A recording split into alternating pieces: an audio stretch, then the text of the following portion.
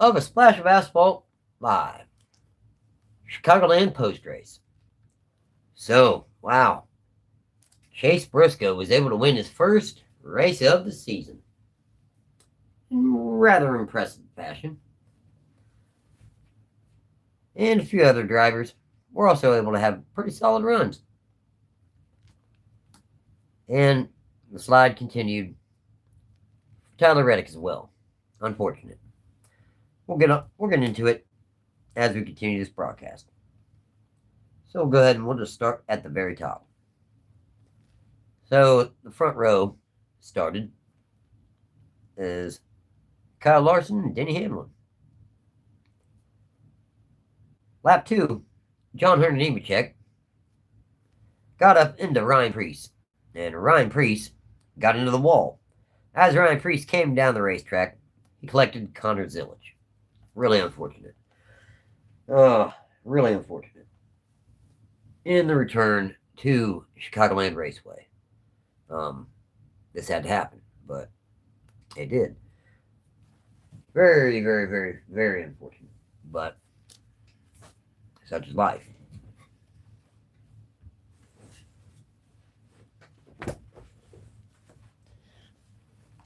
Now,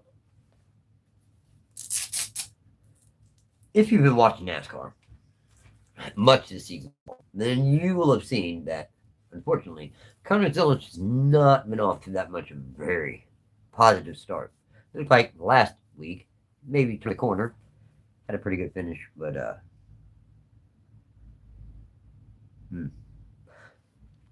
it's all right.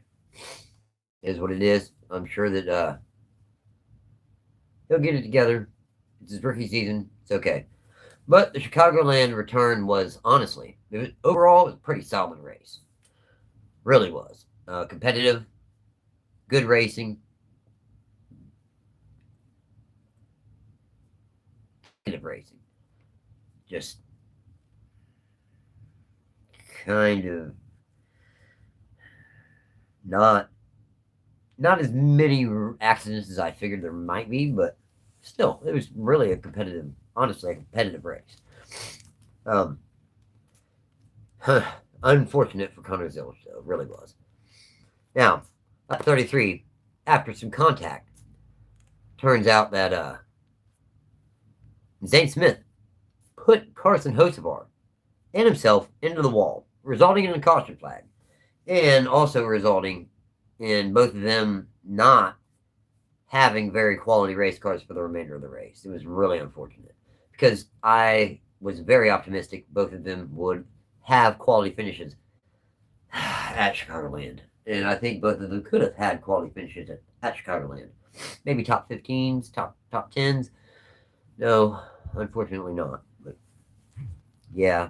But prior to the contact that resulted in the caution flag and them getting into the wall, apparently the host contacted Zane Smith. Zane Smith apparently was fed up with it because there's been contact over the past couple weeks, and that's what necessitated Smith placed bar into the wall. I was kind of surprised by that, though. Hey, everybody. Verity 555, welcome. VGF, welcome. ACG Gamer 15, how's it going? Appreciate you guys checking out the stream. But yeah, that was on lap 33 that the first caution came out. Lap 48, Austin Hill was spun out by Shane Van Gisbergen. He backed his number 33 Chevrolet into the outside wall, resulting in another caution flag. So, and from there, it was green for the remainder of stage one. Now, stage one, top 10, was as followed. William Byron ended up winning stage one.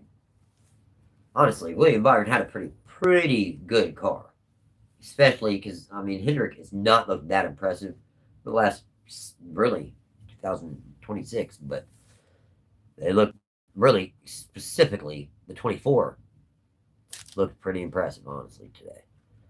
William Byron won stage one. Kyle Larson finished second. another Hendrick Motorsports car. Bubba Wallace finished third. Austin Cindric fourth. Chase Briscoe fifth. Chris Buescher ended up sixth, stage one. Riley Herbst seventh. Denny Hamlin eighth. Ty Gibbs ninth, and Tyler Reddick rounded out your top 10 in stage one. Now, lap 94, Kyle Larson spun all by himself. Now, this next gen car, even this goes to improve, even the best drivers. They're right on the edge of control, right on the very edge. And, I mean, this was even while Kyle Busch was still alive. If you guys ever paid attention, anyone ever paid attention, every once in a while he would just spin. No contact, no air up underneath or nothing. He would just spin. Well, you're right on the edge of control through these turns. And because you ain't got these tires are a lot, there's not enough, as much sidewall to lean on. Therefore, when you're leaning, when you're really sliding in the turn, I mean, it takes just a little hair over the line and you're spinning. So, it's kind of frustrating to see your favorite drivers just like that, but it is what it is. He spun out, exiting turn 4 after getting loose. He then got stuck in the infield grass after all the rain that the region had recently received. Now, I will give it to them. The AMR safety crew got Larson out of the infield relatively quickly. I mean, Larson only lost a lap, and he was stuck. So, I got to give them their flowers there. They did a good job getting him out. Now, by lap 130, there was around a green flag pit stops. And lap 134, Tyler Reddick's issues this week begun. He ended up bringing out caution, and he went behind the wall due to. I knew it at the very moment. But, he did.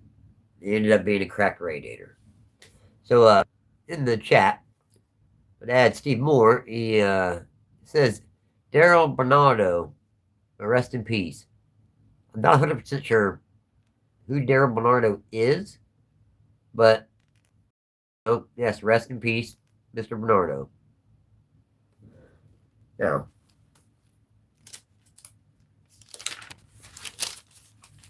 from there, we were green through the end of stage 2. And once again, James Cicero, his sister died today. I'm sorry to hear that, buddy. I'm really genuinely sorry to hear that. I'll stop the show to actually say that. Genuinely, I'm sorry, buddy. And I'm mumbling silence for there.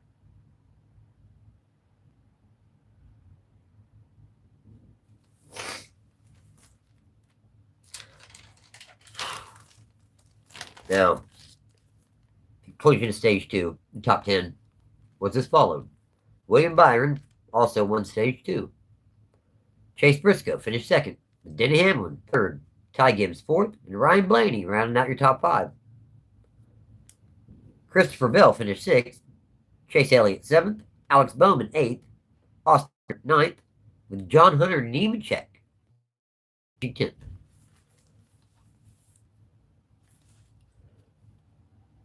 Yeah, I was.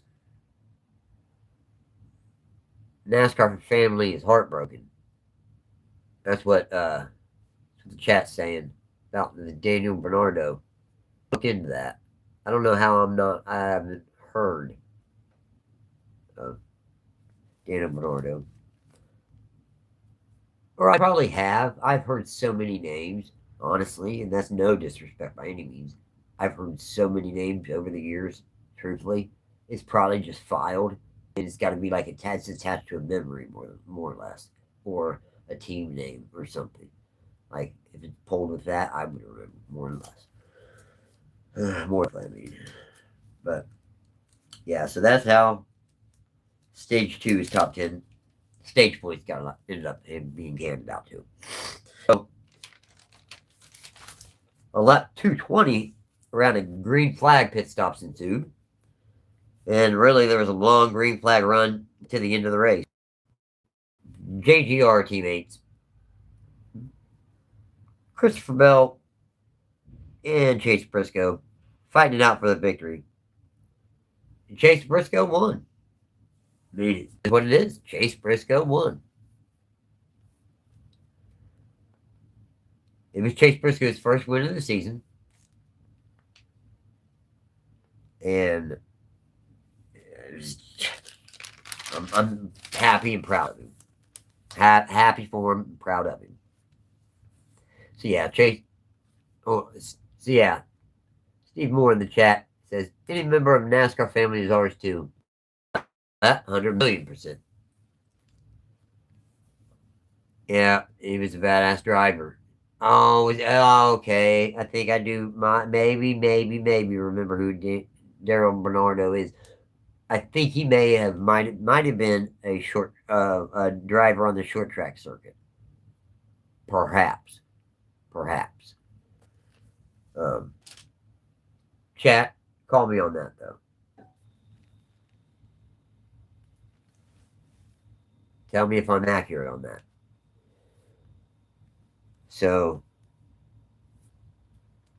as for the finish, yes, Briscoe was able to win his first race of the season with his teammate Christopher Bell finishing second. Their teammate Denny Hamlin finishing third. William Byron came home fourth, and his teammate Alex Bowman coming home a rather impressive fifth place. Bubba Wallace Jr. finished sixth. His friend Ryan Blaney finished seventh.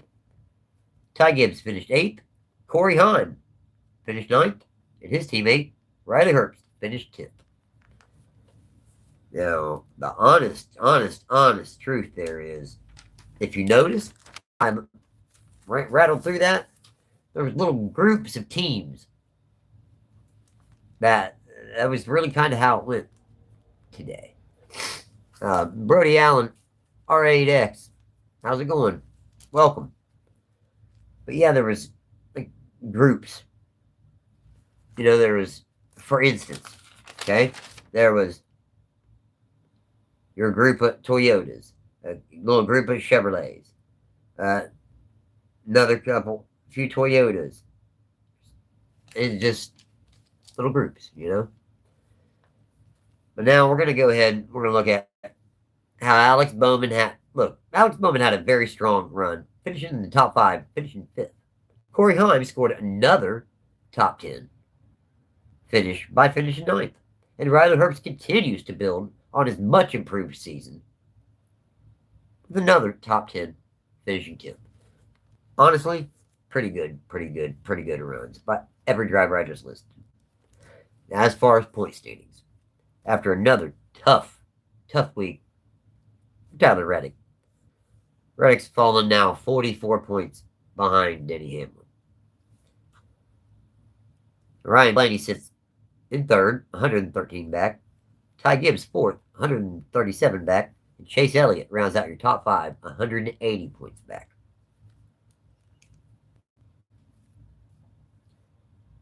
You may be wondering, well, now we're nearing and closing in on the chase. Who's on the bubble? What's going on in the bubble? Well, I know. You're going too soon. So, here's the situation with that. So, Bubba Wallace is currently 13th, 73 ahead of the chase, ahead of the bubble, ahead of the line. Okay, ahead of 16th, if you will. Shane Van Gisbergen is 14th, 26 ahead of the line. Austin Cindric is 15th, also 23 ahead of the cut line. Eric Jones is currently basically is the cut line. Ryan Preece is 7 under the line. Joe Logano is 18th, 16 under the cut line. And AJ Allmendinger is 19th, also 16 under the cut line. Rounding out your top 20 is Brad Keselowski, 19th under the cut line. So that's the current situation. It's all 14th to 20th. really, over the next few races, any of them drivers could end up in the top, could end up in the chase, truthfully. Yeah, Steve Moore, I agree. No one was on Briscoe's level tonight, and he had a rocket ship underneath him, without a doubt. And there, Quinn Hewitt, hello, how you doing? Anybody, everyone out there, anyone following the stream, if you would, please like the stream. It'll draw more people in. I would appreciate it, please. Thank you. Yes, that is basically what happened in your Chicagoland turn. It was a pretty good race. About everything that we would hope for, aim for. With really Toyota continuing their dominance that we've already grown accustomed to seeing so far in the 2026 Cup Series season. Really, anybody out there have any kind of questions, anything NASCAR related?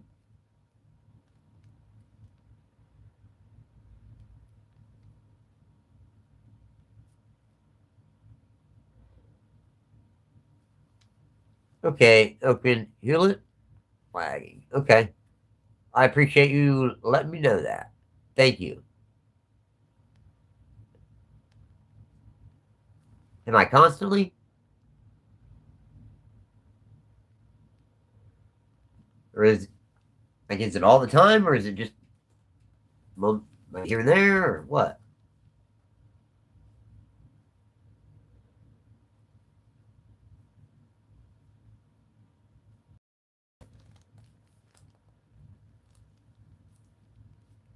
All right.